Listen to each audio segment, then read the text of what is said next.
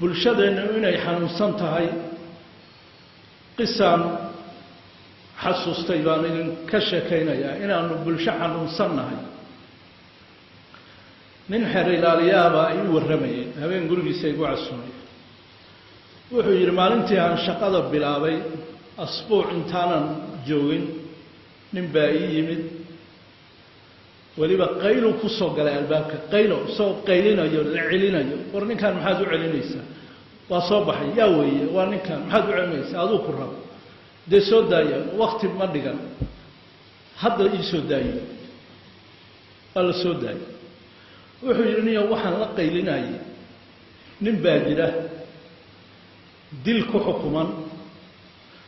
faylkiisii madaxweynahee la taala caawa hadduu saxiixo ninkaa berri waa la dilay waxaan kuu sheegayaa ninka uu dilay oo loo haysto waa aniga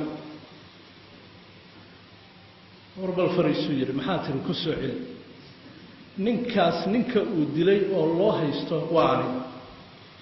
adigu sow ka noolayo hor fadhiyo ii sheekaynayo see ku dhacdo anaa ka shaqeeyey buu yidhi tanaaba ka dara anaa waxaan ka shaqeeyey ninkaa inuu i dilay oo maxkamad la saaro oo dil lagu xukumo la tugto see uga shaqaysay wuxuu yidhi askarigii soo qabtay baan laaloosh siiyey si ay dhiigii dambi baaraha faylka qorayay baan laaloosh siiyey isbitaalkii la geliyey frijiteerka takhtarkii joogay baan laaloosh siiyey maxkamaddii la saaray macnaha isbitaalkii isagaa la geeyey ninkaan nool kan wax dilay maxkamaddii la saaray baan laaloosh siiyey waxaan laaloosh siiyey looyarkii difaaciyey racfaan buu qaatay waxaan laaloosh siiyey xeer ilaaliyihii ku doodayay ninkaa in la dilo waxaan ilaa hadda waxaan laaloosh siiyaa xabsiga uu ku jiro askarta ilaalisa taariikhda caynkaasi adduunka meel ay ka dhacday ma jiro inay dhici doonto xataa u malayn maayo wuxuu yidhi maxaad xaasidnimada intaa le-eg maxaad u samaysay arrinkaa buu yidhi horta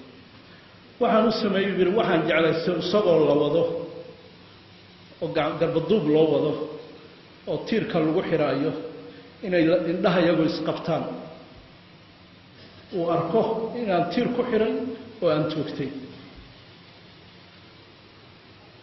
wuxuu yidhi ma weydeen nin mooryaano $5 aad siisidoo madaxa ka togte maad lacag yar bixisid 35 kun baa iga gashay marka waxaan ka jeclaystay inaan lacag bixiyo luuq lagu dilo waxaan ka jeclaystay in tiirka la suro isagoo ii jeeda aan arko in tiirka la suro okay hadda marka maxaa ku galay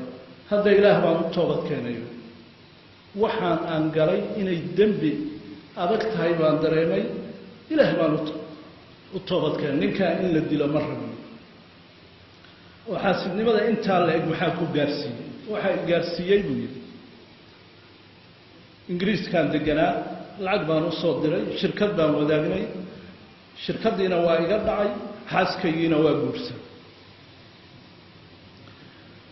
mujtamacaas mujtamac caafimaad qaba ma la dhihi karaa aniga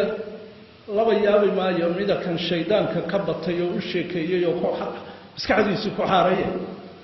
askari takhtar lawyer qareen CID sarkaal ma nahay mujtamac jiran ma samani mujtamac jiran baa waana dalkoo dhan ma hal magaalo kaliya ficilada caynkaas iyadoo wajiyo kala duwan leh dalkoo dhan bay ka dhacday mucaamalaadka islaamku marka waa caafimaad bulshadeed been ha sheegin waayo ma jeclid in been lagu sheego ha khiyaanin ma jeclid in lagu khiyaano waxa hadin ma jeclid in lagu hado waxa dil ma jeclid in lagu dilo waxa dulmiyin ma jeclid in lagu dulmiyo waa caafimaad wax kale ma